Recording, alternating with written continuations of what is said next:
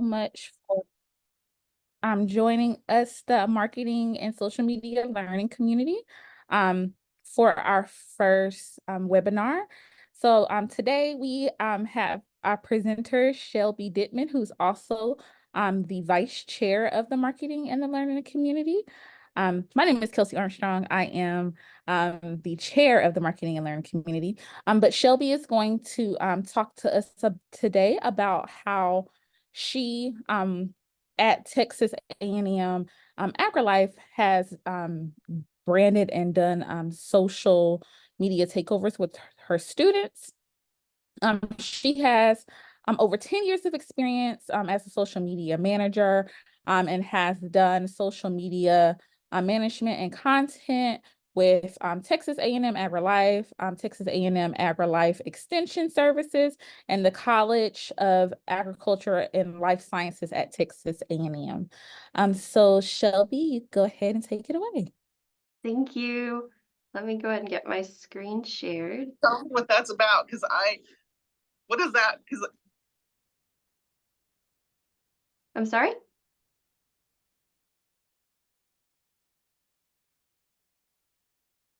Okay. I will go ahead and get started. So, as Kelsey said, I'm going to be going over just kind of our experience in the College of Agriculture and Life Sciences at Texas A&M's student social media takeovers. And so just a real quick introduction.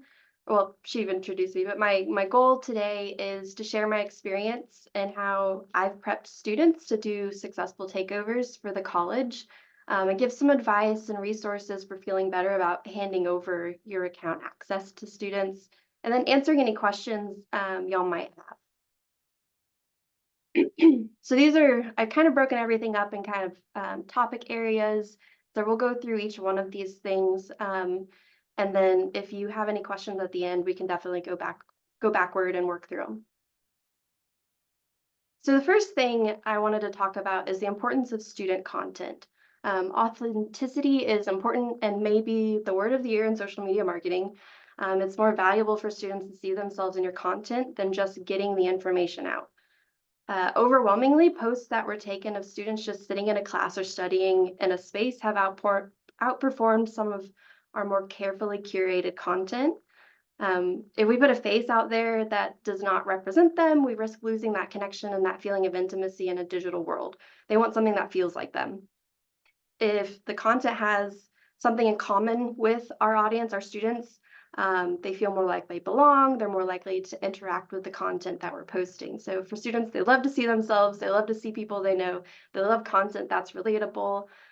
These are all important factors for why creating student-centric content is important for your brand. And you can't really fake it. You can only go so long before your audience starts to pick up on cues that your profile is being managed by an outsider. So this is where takeovers come into play. They show that your brand account, and in our case, our college account, cares about our students, which is the demographic we want to engage with us. So to do that, we look at opportunities to put the students' faces in front of the camera, make authentic content, and encourage them to take the lead in performing the takeover. So I wanted to go over I broke it up into 3 sections of takeover options. There's imitation, partial, and full. Imitation, the student does not get the login credentials to the brand account, but they can submit their content to you. You can then take that content, you can upload and style it however you want. You have full control over how that content comes across your platform. And then another option is you are on site with the student and the one that's actually like doing the filming and taking photos and doing the uploading, but the student is still the face that's in front of the camera. A partial takeover, the student has access, but they're more restricted on what the content looks like. So they might have to follow more specific branding templates of wordings, using different stickers, logos, whatever within their posts. This may require more involvement by the account manager in that you will probably have to assist in the template use and editing, direction of the content style, closer monitoring of each post to ensure brand compliance. And then the final section, or the final option, would be like a full-blown takeover of full access.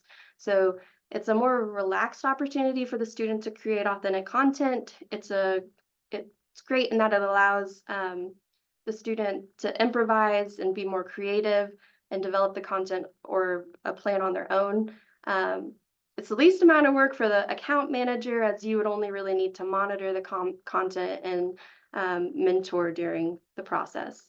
And because I'm a one-person team for our social media, I usually do the full takeover option, and I encourage the candidate to do the majority of the work with my guidance, but of course it's up to your comfort level on how much access you ultimately give them. So which platform should you have your takeover on? I looked up a Pew Research study that showed that YouTube, TikTok, Snapchat, and Instagram are the most widely used online platforms among US teens, and 78% of 18 to 29-year-olds say they use Instagram. And so I actually put in a screenshot of the College of Arts and Sciences Instagram audience demographics, and you could see 40% of our age range is in the 18 to 24 range. So for us, Instagram makes the most sense. While we do have a YouTube, we don't use it as heavily for student interaction as we do Instagram. And so it really, you're going to take your own data and make that decision yourself. If your students are more heavily on Facebook, I would encourage you to do a Facebook takeover instead, but I'm more familiar with the Instagram because that's where our audience is. So it may not be the same justification for you. Students hang out, wherever you're going to spend your time and strategy, really trying to engage with them. And so there's also, I want to encourage everyone to stick with an old-fashioned trial and error, try something, evaluate the success of it, make a decision, and you can either continue on or you can just decide in the future it's not where you're going to have your focus anymore. But really, I just want to really emphasize that it's more about you picking the platform that the audience you're trying to connect with is on. Okay, and then choosing your content creators. When you're getting ready to choose your content creators, it can be a daunting task. And so how do you know who you can trust? And you don't want somebody that's just going to take the account and start posting whatever they want, following who they want, messaging people who they want. And so for us, at least, many of our students, they come highly recommended by leadership, faculty, staff in the area that will be covered, whether it's an event or just like a student activity. And so usually somebody at some level is familiar with a student. That student is usually pretty trustworthy. They're outgoing. They've shown that they're dependable. It makes the process easier when they come with a recommendation and when they have something to lose too. So if they misuse the account, so that could look like they're a stakeholder in the organization. They're already part of some sort of program where they have a little bit more responsibility than the average student. For us, a lot of our content creators wind up being students as part of our college's student council. And so they're already held at a higher responsibility and standard. And so it's easy for us to pass the reins to them because they're a trustworthy group. But you may have a different group at that different standard, or you may have a student worker that you're more comfortable with working with because employment is at stake if there's an issue. Another step is when and how do you connect with them? Students can be difficult to get a hold of and may need additional prodding from the original person who made the recommendation. There's been many times where I've had to ask the original person who threw their name in the ring if they could help me to get the student to respond or to actually read their email. And so just patience with that. Also doing it as soon as you have the name. You don't want to wait till last minute because students, they go home, they leave town, they won't be available, whatever reason they're not answering. And so you don't want to wait till last minute. You want to send an introduction email basically as soon as you get that name and make the connection as soon as possible. And then regular follow-ups and check-ins meeting in person or virtually throughout, during, and after the actual takeover. I also like to encourage them to let me know if there's something I could be doing better at the end of the takeover and my process for when and how I connect with them. Overall, it's just very important to communicate and make sure that they're communicating back. So a big understandable concern is account security. How do we protect our brand accounts from being used in an unapproved manner? I took the time for us, for our college at Texas A&M University, I took the time to look into our student code and conduct, student code of conduct and the policies on campus to identify sections which essentially state student misuse of university property or resources could have repercussions. So because of this, there is a form that I have them sign where it has an agreement section so that we have an understanding of what is expected and the extent of that. And at the same time, when they sign, we also get their student identification number. So our students, they have ID or student IDs that have numbers that we can use to submit if there's an issue, submit it to the school to look into. So also some just kind of like secondary steps you can take, making sure your login notifications are on.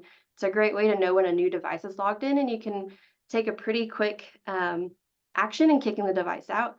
And we actually had a very great accidental drill recently when I had accessed one of our department's pages. And I failed to notify them beforehand. And so they, within 2 minutes, had removed my device that was logged in and had changed their password. And so it's pretty quick so long as you have that login notification on. Also, multi-factor authentication, or MFA. It's a great way to safeguard your account. Although it's tedious, it does guarantee that the password cannot be changed and the account cannot be accessed without your approval. Of course, that means you need to make sure you have access to the email or phone number associated with the account. Otherwise, there's a whole extra step in trying to make sure that you can get that student access in time for the event. And then last, of course, meeting your content creator, talking to them, getting to know them. Did they come recommended? Are they a stakeholder in a student group or in employment?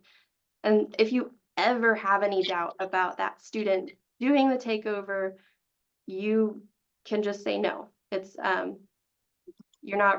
you're the account manager, you know what's best for your account, for your brand. And so even if the student may come recommended, but you're unsure, it's better to go with your gut and say no. So we want to set them up for success.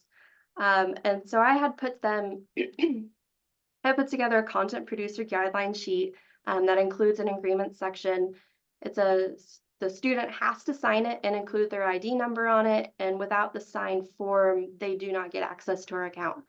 And several times throughout the process of communication with them leading up to the event, I reiterate this quite a lot. So the form, it also includes a section for quick tips and going over do's and don'ts of a good takeover, video and image specifications, terms and conditions, and then the contact information for the account manager, which would be, I put my name, I put my cell phone number, my email, because if something happens, I want them to be able to contact me immediately.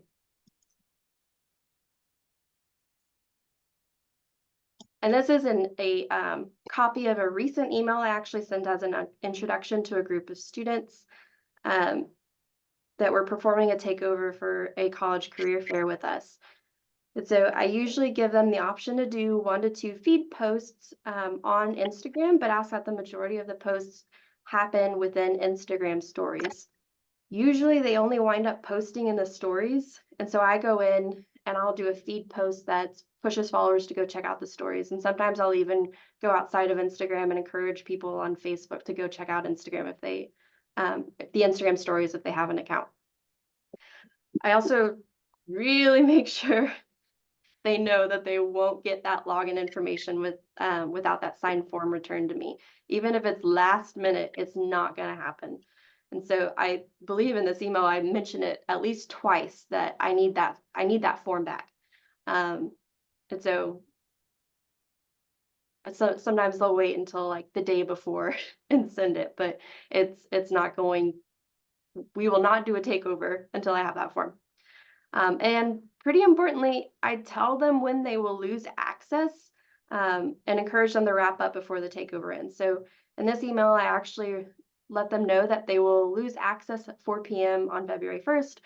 So that was 1 hour after the event was planned to end. And I tell them to make sure you do your final goodbyes and wrap up before that time, so that it puts a nice little bow on top. It looks good for the content strategy on the platform. It's not like an abrupt stop for the day, but the students don't always think about that until you mention it. So I just try to make sure I mention that in the communications with them.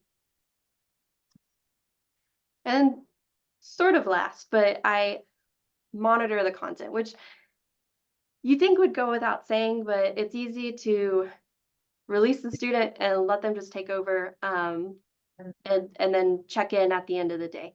But you really should be monitoring it throughout the duration of the event. You can ask your coworkers. I've had people on my team help me keep an eye on things. The leadership faculty that have also Something like that yesterday.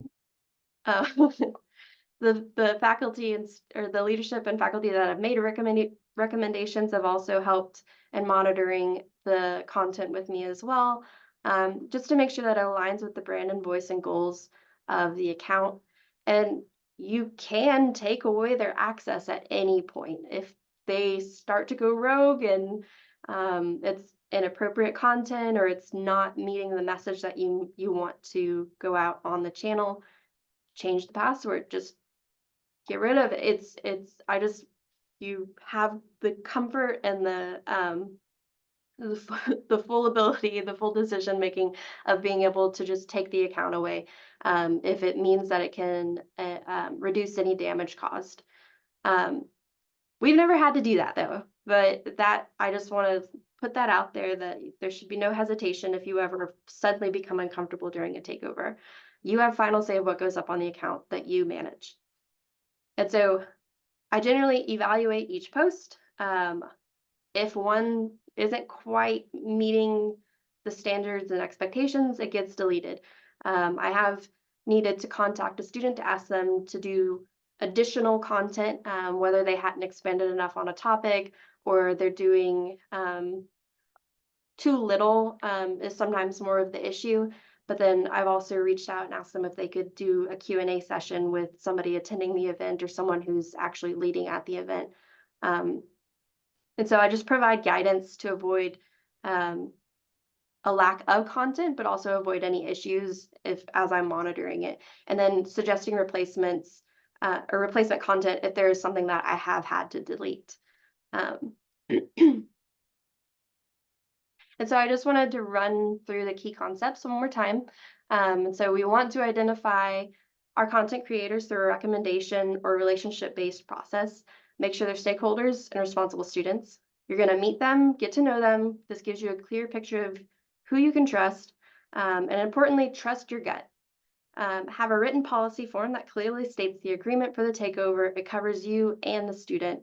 It doesn't leave anything up for, misinterpretation. And then hand over the keys, whatever that looks like for you. One of the three options that I mentioned previously: hand over the keys or don't. Give them a way to give you the content that's not going to reduce the quality, but can still get things out efficiently.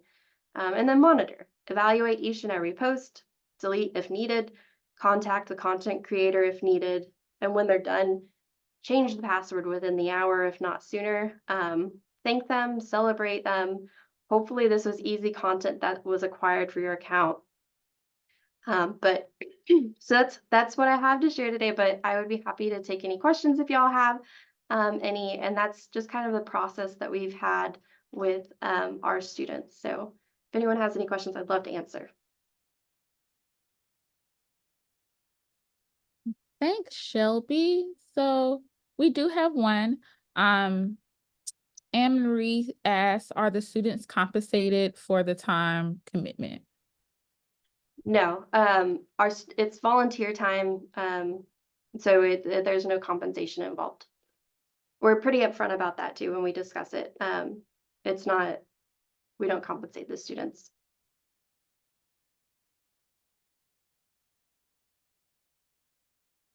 Are there any other questions? Whitney asks, what type of engagement have you seen with the takeovers?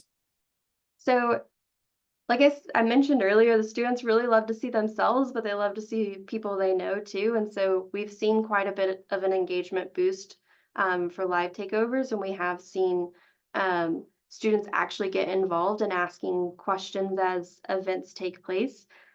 We've also seen students actually share things and like hype up whoever's actually doing the content creation. And so um, we see I don't have the numbers off the top of my head, but we do see a significant amount of engagements for when students actually do the takeovers for us. Cameron Jones has their hand raised.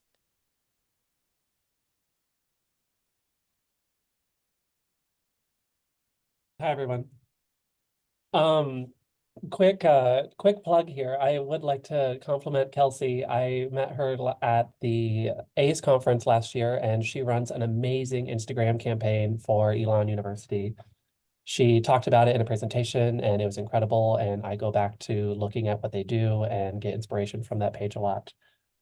My question for Shelby is, so I'm hoping to move towards doing more of these for our students, but my What is he using, like as a carrier? I'm not sure if that was to me. My question is, so I'm wanting to do more student spotlights and takeovers and such, but I'm not positive if we have the resources at the moment or the time to be doing like video stuff. So I'm wondering if you could give some examples of more text-based ways to do student spotlights and what some of those might look like. And if anyone else wants to chime in here on ways they've done that without, doing kind of video kind of stuff. And I feel like maybe doing this would be sometimes a quicker way to get content from them because there isn't that extra layer of I need to meet with you and I need you to video something. So I just wondered if you had some examples. Thank you. Yeah. I don't visually have examples, but I can explain. I actually had a student that had taken a trip to Spain, and so their time was way different than what we had here. And so she would send me photos and actually like the actual text or like the descriptions of the photos through WhatsApp. And sometimes she would send like 10-second videos. And so I built my own style of Instagram stories takeover. And so I would just take her photos and it looked more like a scrapbook style because the majority of it was photos. And so she, of course, was using her own phone. It was a different time. It was honestly in the middle of the night when I would get them from her. And so that was kind of how we made it work. But it was literally I just built the takeover or the story template, added her photos, added any information she gave me, and then I would upload it. And any questions that people had asked her in real time, I would just gather them, send them to her, and then we would answer the next day. Does that answer your question? Totally. No, that's a really good example. And honestly, something I haven't thought of. I was thinking maybe more to do like Q&As to start with and say like, why are you interested in this program? What got you on? What's your background? What's your major? And where do you plan on taking this knowledge? So this scrapbook style and knowing that a lot of our students are traveling and going to conferences, I think would be a really cool idea. Thank you. Well, and you could also, if you can pre-plan, maybe a few days before they're actually out, you could go ahead and start gathering questions, like do that polling or that question gathering on Instagram stories. And then you can give them to the students to answer maybe while they're on site or when they come back. And so there's definitely like different things you can do depending on what the actual situation looks like. That made your answer even better. Thank you.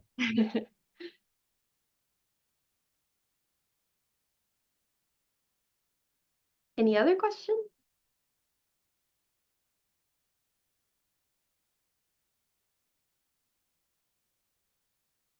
And there aren't any questions in the chat. Since we're already talking, I'll add one more before I lose you.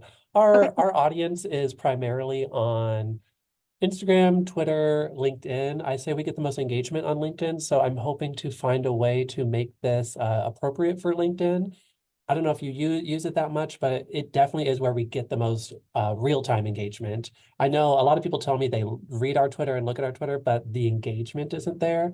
So I'm wondering if there's any curated ways you might suggest for translating this to LinkedIn and keeping the sort of brand standards that LinkedIn has. Yeah, because LinkedIn doesn't really have the same style that Instagram, Facebook does, because Instagram, Facebook are really where I'm more familiar with. I will admit I've never done one with LinkedIn, but my initial thoughts are that when you would put together your post, or if it's got a video, you would have your post, and then you would do some sort of introduction of like, so and so is on a trip, and we ask them these questions or something, and you would do like a full like quote block of how they've answered. But you always want to add some sort of imagery to that, whether it's a photo or a video. Those perform better than graphics the majority of the time. So that's my initial thought, is would be kind of how you would go about that. But also trial and error, like try something. If it doesn't seem to be making any sort of engagement, do something else and see what works. And also go look at other campuses like Elon and see if they've done something similar to what you want, and see if you can make it work for your audience too. Just social media is all about trying things and seeing what works and going with what your audience will eat up.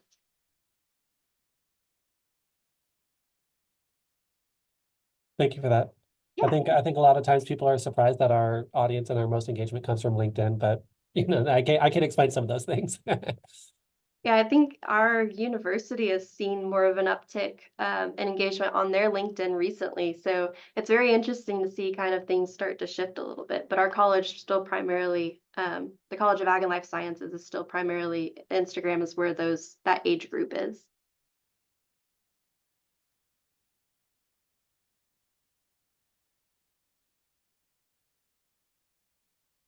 Any other questions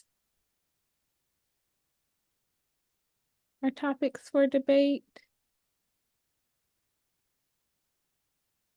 Well, there are questions later on. I've put my email as well as my LinkedIn, and I'd love to chat some more if anybody is interested. And also, if you have ideas of takeovers that have gone successfully or whatever, I'd love to hear it too.